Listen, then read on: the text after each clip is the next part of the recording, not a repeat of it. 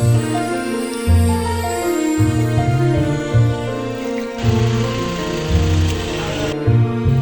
po!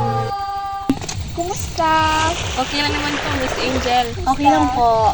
Pakilala naman kayo sa nanonood natin ngayon. Mabuhay! Annyeonghaseyo! I'm Anjanette Cruz-Imnida. Annyeonghaseyo, Ninya Maripakot Emnida. At nandito sila ngayon para sa OA Talks! Kumusta ang Korea? Okay lang naman ang Korea. Nakakita ako ng maraming opa! Being norm, Korea 나는 norm. Baby, baby, 나는 more 좀 아는 norm. Being norm, Korea 나는. Kumusta ang Korea? Okay lang din naman, Miss Angel. Tsaka nakapunta na rin ako sa Jeju Island, yung dream place ko nung bata pa ako. Wow! Marami akong narinig na sabi-sabi na maganda daw roon, di ba? Wow naman! Wow! Wow! Wow naman, Miss Angel! So, maari ba kayo magbahagi kung ano ang Korea? Ang Timog Korea or opisyal na kilala bilang Republika ng Korea ay isang bansa sa silangang Asya na matatagpuan sa timog ng tangway ng Korea. Napapaligiran na ito ng dagat, yelo sa kanluran at dagat ng Japan sa silangan. Ang kabisera nito ay ang Seoul, ay isang makabagong lungsod na puno ng mga teknolohikal na inobasyon at mayaman sa kultura at kasaysayan. Mahalaga ang Timog Korea sa pandaigdigang ekonomiya at kultura, kilala sa mga produktong tulad ng cosmetics, electronics, sasakyan at kultura ng K-pop. 모두 우리 쳐다봐 태양을 달리는 마차 계속 달려 뭐하냐? Kapag nakikipag-usap kayo doon, anong lingwahe ang kanilang ginagamit o yung napapansin nyo na araw-araw nilang ginagamit sa pakikipagkomunikasyon? So, ang lingwaheng ginagamit po namin doon at ang lingwaheng ginagamit ng mga Koreano ay Korean at yung tawag naman sa pagsulat ng mga Koreano ay Hangul po. Hindi ba kayo nahihirapan sa pakikipagkomunikasyon doon? Medyo mahirap po kasi may mga salita sila na magkakapareha ngunit iba ang kahulugan nito. Okay. Maaari ba namin kayo marinig na magsalita ng wikang Korean? Sure po, ibabahagi ko na lamang sa inyo yung mga basic words na natutunan namin sa Korea nung kami ay nanatili pa doon. Una na dito ay ang hi sa English. Ang sa Korean po nito ay annyeonghaseyo at Annyeonghaseyo! 안녕하세요, 여러분. 리사입니다. 안녕하세요, 블랙핑크입니다.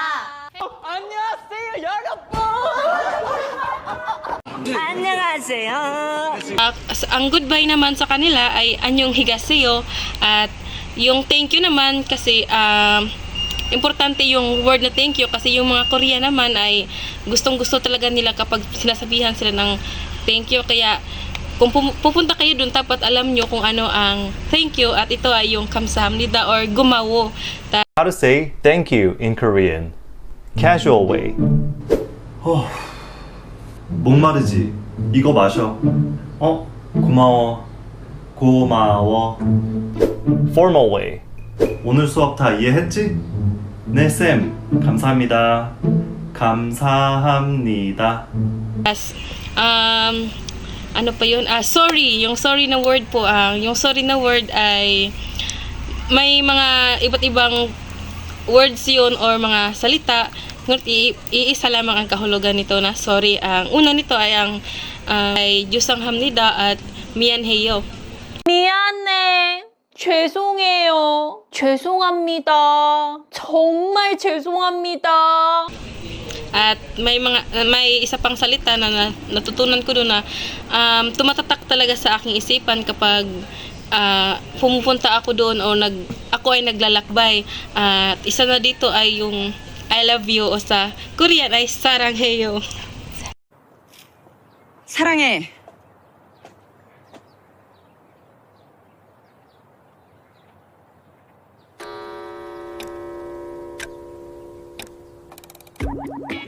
사랑해 강태 씨.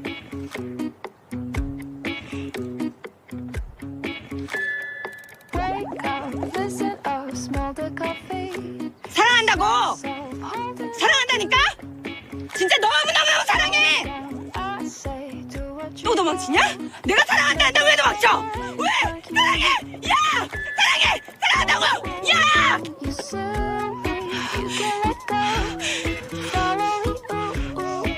Talaga naman mga viewers! Saranghay! Magsaranghay din kayo sa mga viewers. Saranghe! Ilang taon kayo nanatili sa Korea? 10 years po ako, Miss Angel. At ikaw naman? 15 years. Wow! Tagal nyo naman pala. So, anong mga tradisyon o mga festival sa inyong nalakukan o ang inyong nakilala nung pumunta kayo doon?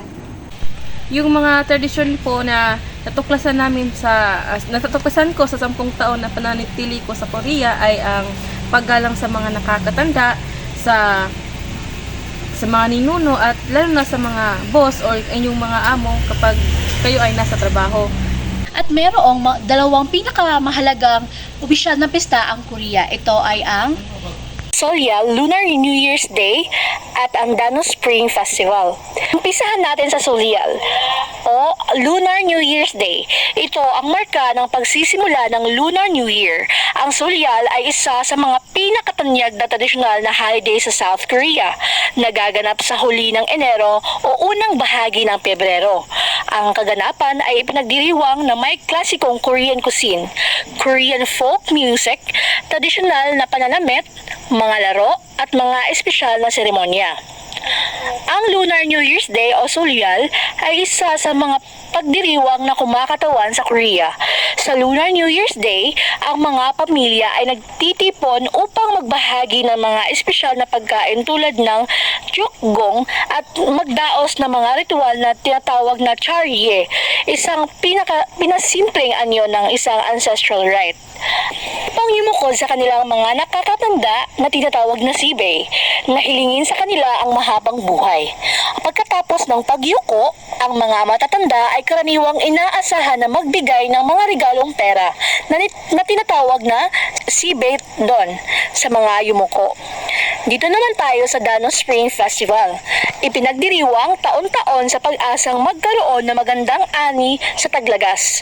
Ipinagmamalaki ng Springtime Dano Festival ang mga espesyal na ritual, laro at kaganapan na nagaganap sa simula ng tagsibol sa lunar calendar. Karaniwang nahuhulog sa unang bahagi ng Hunyo. Ang mga tao ay kumakain ng tradisyonal na Korean food. Ang mga babae ay nagbibihis ng bagong celebratory garb at ang mga Korean wrestling matches at iba pang mga laro ay nagaganap. Naku naman partner, talaga namang nakakainganyo yung mga sinasabi nila. Parang kailangan na nga natin pumunta sa Korea, sa South Talaga Korea. naman.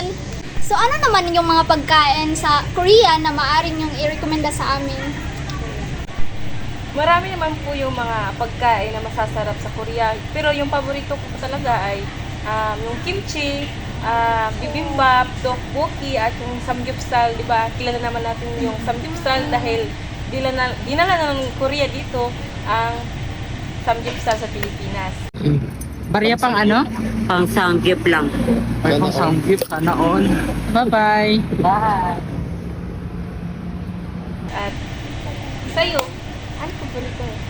Kagaya niya, sinabi niya yung bibimbap, tsaka yung kimchi na isang Korean food. Hindi ba sila mahilig sa maaaka? Sobrang mahilig po talaga.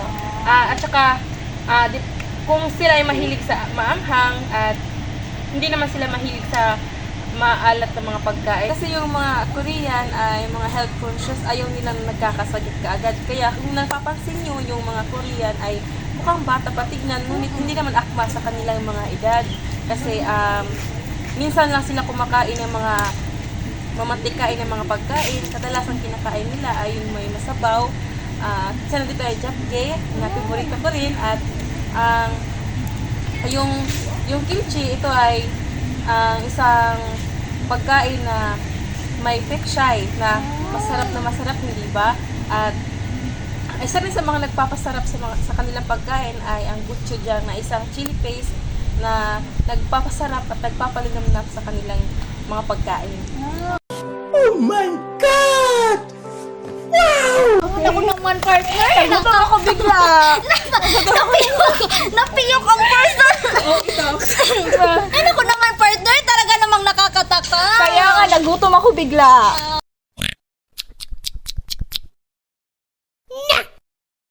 Kaya naman, sa mga kasuotan. Ano naman yung mga kasuotan sa Korea na iyong napapansin? Yung mga mga damit po na sinusuot ng mga Korean ay sa napapansin namin doon ay may pagka-modern at kapag sila naman ikinakasal ay nagsusuot sila ng kanilang traditional na hanbok, di ba? Yes po. Nakaranas ka na, di ba doon? Oo, nagsuot-suot ako doon. Nag-picture-picture kami para pang memories. Oh, naku naman. Pwede mo patingin. Oh my God! Talaga naman, partner. Ang ganda. Isa ba yan sa Gusto ko tradition? magsuot din tayo ganyan, partner. Soon. Punta tayo Isa ba doon yan sa sa Korea. tradisyon nila na damit o sa kasuotan? Opo, isa po. Okay. Sa kanila, anong uri na kanilang pamumuhay sa pang-araw-araw? Yung mga nasaksihan nyo, kung paano sila makahalubilo, pumunta sa trabaho, makapag-usap, o ano pa ba? Sa napapansin ko rin po sa mga nagtatrabaho doon at mga boss na ayaw nila yung mga taong nalilate at dapat mga hardworking din dapat yung mga trabahante doon. Isa silang monochronic. Very good. Talaga Familiar. naman, kasi yung Pilipinas ay polychronic. Kaya nga, Filipino time, di ba? Yeah. Kaya yung pagiging polychronic ko na dugo, like, siyempre, Pilipino tayo, ay nabago talaga nung napunta ako sa Nabago Korea. Yung ating procrastination ay napapalitan na. Hindi pwede doon. Ganon. Hindi pwede. Hindi tayo Kasi doon, time is gold. Oh my God. At sa mga sine at sa kanila mga music. Yung sa movies naman po ay K-drama. Kadalasan naman natin nakikita sa ating mga Yes. Kasi cellphone. nadadab yun, di ba? Yes. Favorite ko yung Nalaganap yung partner. kanilang kultura sa pamamagitan ng pagpanonood ng K-dramas na nakikita natin sa teleserye kasi ina-adapt nun ng ABS-CBN o ng GMA at dinadub nila into Filipino language. Kaya at saka mas madaling maintindihan ng mga manonood. yung mga music naman po ng mga Koreano ay yung Korean pop.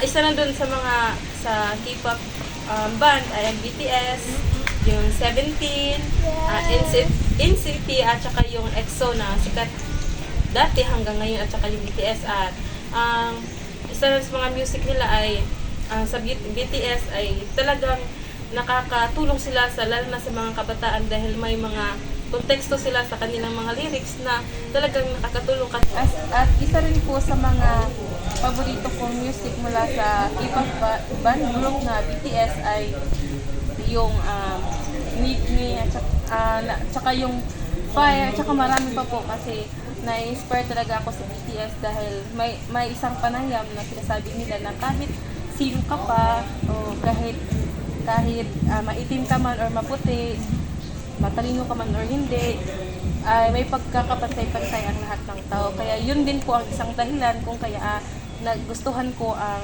BTS at ang kanilang musika. Yung sa akin naman yung mga girl group like Blackpink at si Psy nga, pinauso niya ang Oppa Gangnam Style. 오빤 강남스타일 강남스타일 오빤 강남스타일 강남스타일 오빤 강남스타일 Sayawin nga natin, sayawin na nga. Naku, hindi ako marunong, partner. Okay lang yan. Hindi rin ako marunong. Kaya nyo na yan. Sampulin na nga. Oppa Gangnam Style. Sexy lady. Nag-uso nga niya. Nga yan. No? Yeah, opo. Noong taon ba yun? Naabutan ko yan. Naabutan ko yan, elementary pa yata ako. Kasaya ko nga dati yan eh. Oo. Sa Korean pala yan. Ngayon ko lang nalaman. Actually, yung si Sai, yun yung idol ng daddy namin. Not biological father. Friend lang siya ng papa namin. Tsaka tinutulungan niya rin kami. At siya rin nagdala sa amin sa Korea. Wow! Tumoon! Yan. Halata nga na-enjoy niyo ang pag-stay sa Korea.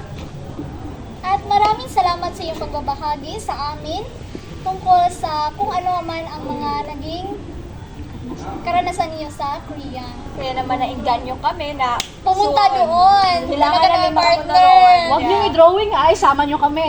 Talaga naman. Magsabi lang po Talaga kayo. namang itutour niyo kami doon. Oo, Magsabi lang po kayo, mag-PM na lang po kayo sa amin para masamahan na rin naman kayo namin sa Korea.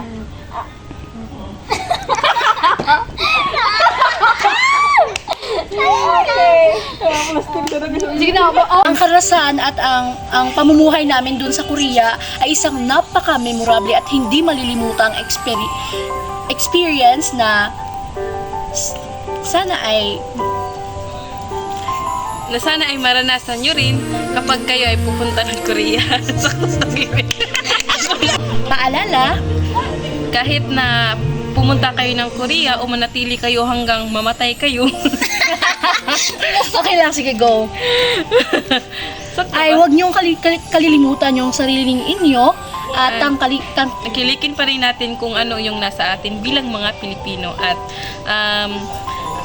bilang isang Pilipino ay dalhin din sana natin ang ating mga tradisyon at mga kultura upang malaman din nila ang ating mga paniniwala nang sa gayon ay kapag sila ang pumunta naman dito ay hindi na sila mahihirapan at hindi na tayo mismo ang nag-a-adjust para sa kanila dahil dapat nating paangatin ang sariling atin. Okay, maraming salamat sa inyo. Maraming salamat sa oras na binigyan niyo. At yun lang po para sa OA Talks!